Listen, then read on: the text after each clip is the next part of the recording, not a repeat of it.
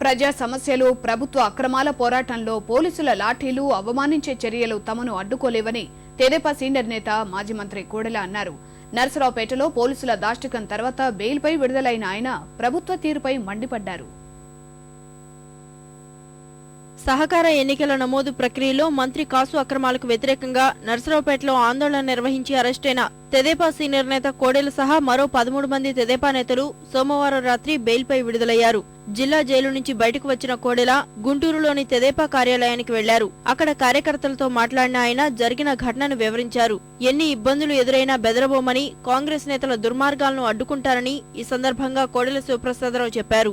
2,500 కోట్ల రూపాయలు కేంద్రం నుంచి రావాల్సిన డబ్బులు ఆగిపోయినాయి మన రాష్ట్రానికి.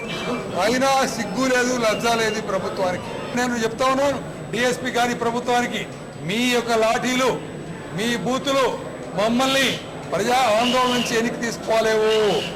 మీ దుర్మార్గం.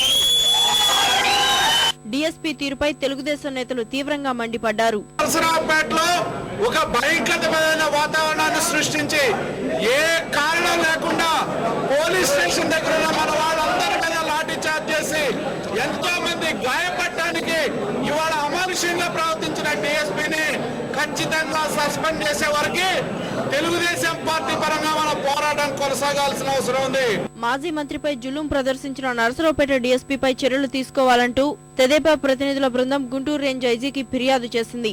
శాంతి భద్రతలు కాపాడాల్సిన వారే వాటి విఘాతానికి పాల్పడుతున్నారని ఆరోపించారు.